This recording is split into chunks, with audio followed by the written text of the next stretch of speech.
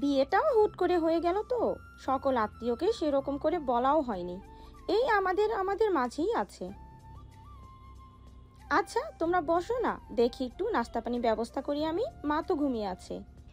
এক ফাঁকে সৃজন ফিসফিস করে নিস্তব্ধর কানে কানে বলল, কি ব্যাপার বন্ধু, আমাদের পুস্কো ভাবিকে কি আস্ত রেখেছো নাকি তোমার নিমে পিষে ফেলেছো? হুম। সৃজনের কথায় নিস্তব্ধ তার নিস্তব্ধতা ছাড়িয়ে চোখ গরম করে তার দিকে চাইল। একদম চোখ গরম করে তাকাবি না। তোর চোখ গরমকে কি আমরা ভয় পাই নাকি? বল মাহিন। মাহিনও সায় দিয়ে বলল, হ্যাঁ তাই তো, অবশ্যই আমরা ভয় পাই নাকি? নিস্তব্ধ বাঁকা হেসে বলল, তাই না সৃজন, তুই তোর বউকে কিভাবে পিসিস সেটা তো আমরা সবাই জানি। কি তাই না গাইস? নিস্তব্ধ, একদম নিস্তব্ধ, একদম বাজে কথা বলবি না। নিস্তব্ধ শয়তানি হেসে বলল। এখন বাজে কথা না, এখন বাজে কথা। নিস্তব্ধ সবগুলোকে দৌড় করিয়ে বাগানে নিয়ে এলো। এ কি, সবাই কোথায় গেল? পায়েল ট্রেতে নাস্তা নিয়ে এসে দেখে ছেলেপেলেরা সব উধাও। আরে ভাবি, আপনি এত কষ্ট করতে গেলেন কেন?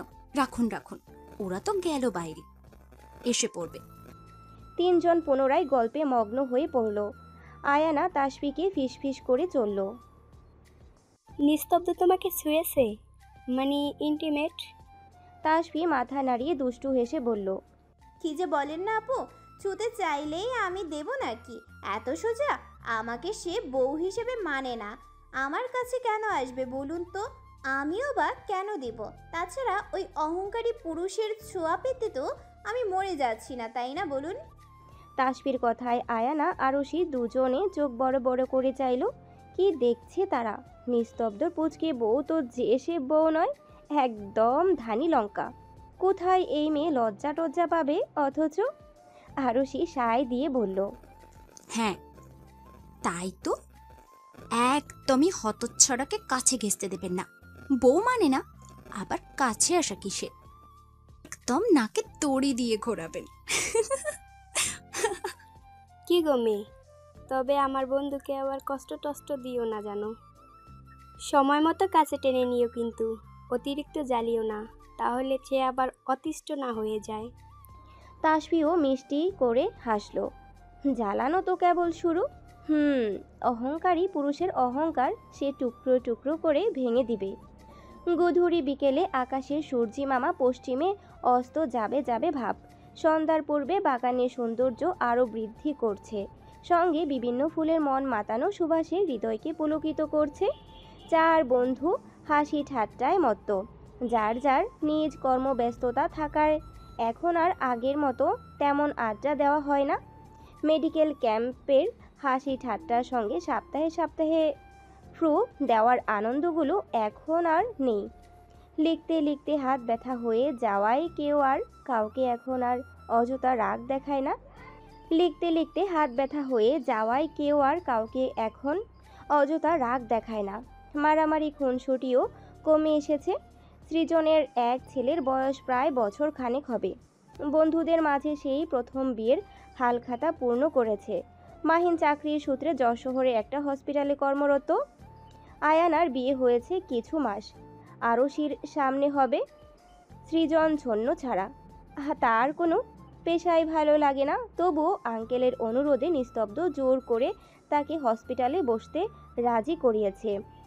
সুজন ছন্ন ছাড়া তার কোনো পেশাই ভালো লাগে না, তবুও আঙ্কেলের অনুরোধে নিস্তব্ধ জোর করে তাকে হসপিটালে বসতে রাজি করিয়েছে।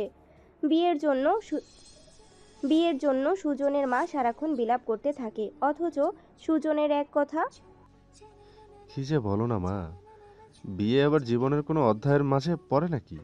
বিয়ে হলো একটা ফালতু বিষয়।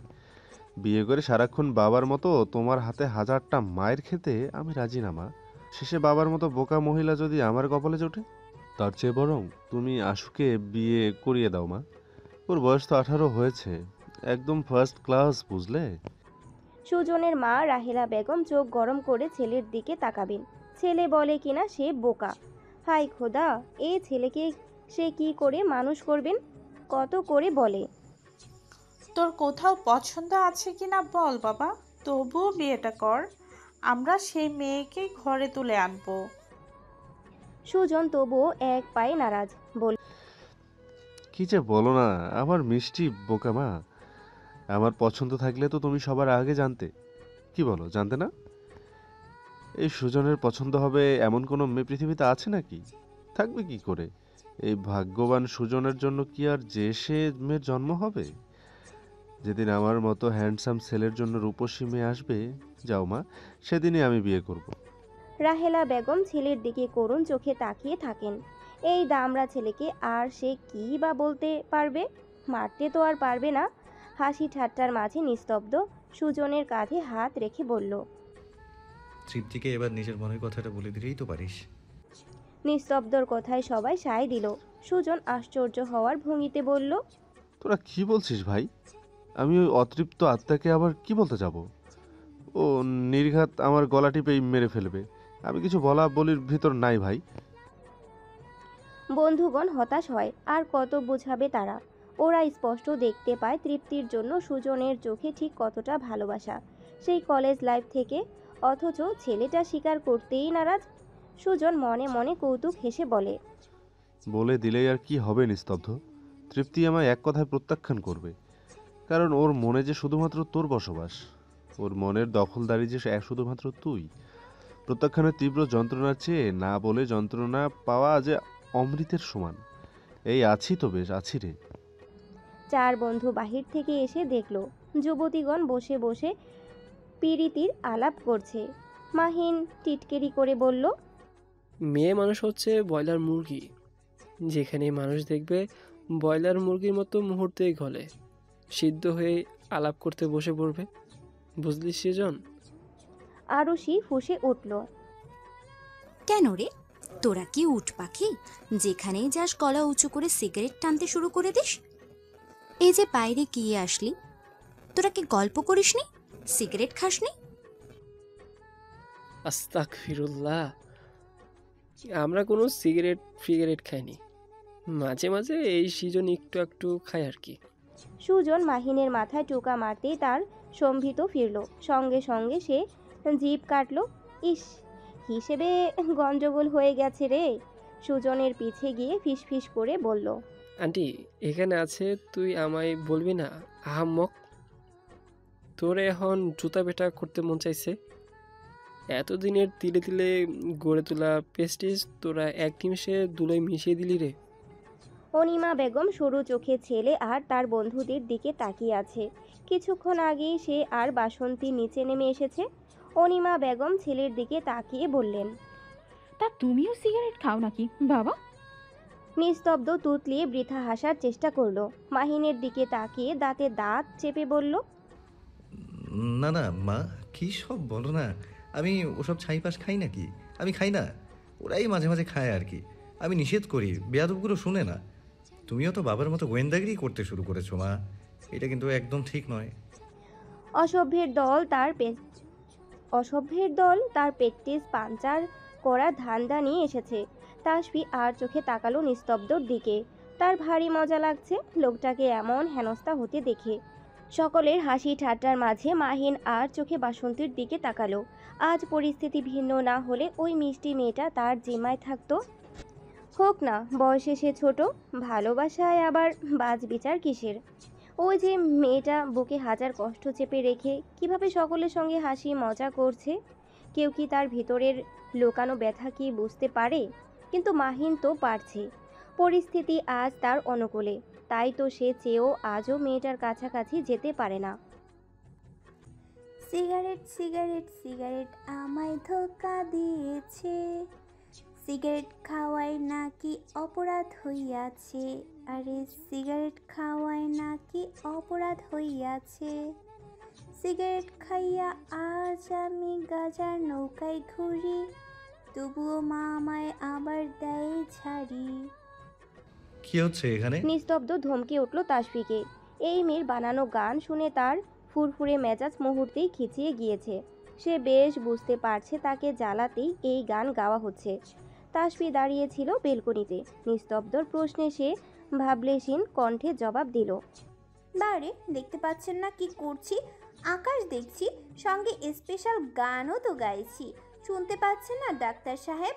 তাসফির খাপ ছাড়া জবাবে নিস্তব্ধ রাগ তরতর করে বেড়ে গেল। পুরুষটি রমণীর মাঝে থাকা দূরত্বটুকু ঘুচিয়ে নিল। তার দুহাত শক্ত করে চেপে ধরল ব্যালকনির রেলিংয়ের সাথে। আরও একটু নিচু হলো পুরুষটি। অহংকারী পুরুষের নিঃশ্বাস আছড়ে পড়ছে রমণীর চোখে মুখে। তাসফি চোখ বুঝে নিল নিমিষেই। রমণীর মুখের কাছে নিজের মুখ নিয়ে পুরুষটি ফিসফিস করে ভয়ঙ্কর হুমকিমূলক বাক্য আওড়ালো। এত জ্বালাতন কেন করছো আমায় বোকামে? আমার জ্বলন্ত অনলের পাশ হতে নিজেও পুড়ে ছাই হয়ে যাবে, মনে রেখো নাবালিকা মেয়ে, তাই সাবধান। নিস্তব্ধ তাকে ছেড়ে দিয়ে ভেতরে চলে গেল। তাসফি ফিসফিস করে বলল, তাহলে কেন পোড়াচ্ছেন না? আমি তো চাই আপনার অনলে পুড়িয়ে আমায় ছাই করে দিন, নিঃশেষ করে দিন। এই তাসফি অস্তিত্ব হৃদয়ে এঁকে দিন চন্দ্রের মতো মিষ্টি কলঙ্ক। আপনার অনলের আগুনেই পুড়তেই তো প্রহর গুনছি অহংকারী পুরুষ। পরদিন তাসফির বাবা মোস্তফা সাহেব এসেছেন মেয়েকে দেখতে। ভদ্রলোক আবেগে আপ্লুপ্ত হয়ে পড়ল মেয়েকে দেখে। কদিন পর হয়তো সে আর এই আদুরে মুখখানা দেখতে সুযোগ পাবে না, কে বলতে পারে। বাবাকে দেখতেই তাসফি দৌড়ে গিয়ে তাকে জড়িয়ে ধরল। চুপ থাকো তো বাবা, মনে হচ্ছে কত জনম তোমায় দেখি না। দাদিকে কেন আনোনি? বুড়িকে বলবে সে যেন তার আনহুকে আর কল না দেয়। কদিন পর হয়তো সে আর এই আদরে মুখখানা দেখতে সুযোগ পাবে না, কে বলতে পারে। বাবাকে দেখতে তাসফি ও দৌড়ে গিয়ে তাকে জড়িয়ে ধরল। মেয়ের অভিমানের মোস্তফা সাহেব মুচকি হাসলেন। নিস্তব্ধ বাসায় থাকায় সেও শ্বশুরের সঙ্গে কুশল বিনিময় করলেন। যতই হোক একমাত্র শ্বশুর তার, তাছাড়া সে একজন ডক্টর। কর্তব্য জ্ঞানহীন তার পক্ষে মোটেও সাজে না। ওই সব ছেলে মানুষই অন্য কারো ধারা সম্ভব। মোস্তফা সাহেব এসেছিলেন তাসফির ভর্তির কাগজপত্র দিয়ে যেতে। নিলয় সাহেবই নাকি তাকে বলেছেন। আবার সন্ধ্যার মাঝেই সে প্রস্থান করেছে। তাসফির মন খারাপ হলো। আবার কবে তার বাবা আসবে? তার বাবা না আসুক, সে ঠিক ওই সপ্তাহখানেক পরে ও বাড়ি অবশ্যই যাবে, আর তার একমাত্র বাবাকে একদম চমকে দেবে। ডিনার শেষে দাদু সকলকে বললেন, অনেকদিন তো ছেলের গদিতে থাকা হলো, এবারে আমি আমার প্রকৃত নিবাসে ফিরতে চাই। আবার কোনো নাতনি নাতনি বিয়ে হলে তখন আবার আসবো। সকলে বারবার করে থাকতে বললেও ওসমান শেখ এক কথা, তিনি থাকবেন না। পরদিন ভোরের দিকেই দাদু রওনা হলো। অনেকটা পথ পাড়ি দিতে হবে। তাসফির মনটা আরও খারাপ হলো। দুদিন দাদুর সাথে গল্প করে বুড়োটার প্রতি ভারী মায়া জন্মে গেছে। যাওয়ার আগে দাদু তার মাথায় হাত বুলিয়ে বলে গেল, ভালো থাকো দিদিভাই। আর অসভ্যটা তোমার বিরক্ত করলে সোজা এই দাদুর টেলিফোন নম্বরে কলটা করবে, বেশ ওর শয়তানি একদম ঘুচিয়ে দিব। কি ব্যাপার বলতো? তাসফির মুখটাকে এমন করে শুকনো কচু পাতার মতো বানিয়ে রেখেছিস কেন? আরে বাবা, দাদু গেলে আবার রিপিট। আরে বাবা, দাদু গেল আবার এলো বলে। চল তো, আজ আমি আর বাবা তোর ভর্তির ফর্মালিটি পূরণ করে বাইরে ঘুরবো। চল চল, ভেতরে চল। সন্ধ্যার পর নিস্তব্ধ প্রচণ্ড ক্লান্ত হয়ে বাসায় ফিরল। আজ রোগীর সংখ্যা ছিল বেশি, যেহেতু দুদিন ছুটি কাটিয়েছে। সকলে একসঙ্গে ভিড় জমিয়েছে। তাছাড়া আরও একটা কারণে তার মনটা বিষিয়ে গিয়েছে। দাদু এমনটা কেন করলো? মাত্র 17 বছর বয়সী একটা মেয়েকে তার সঙ্গে বিয়ে দিল। এখন কি তার পুতুল খেলার বয়স? এখন এই নাবালিকা মেয়েকে তার আলাদা করে পালতে হবে।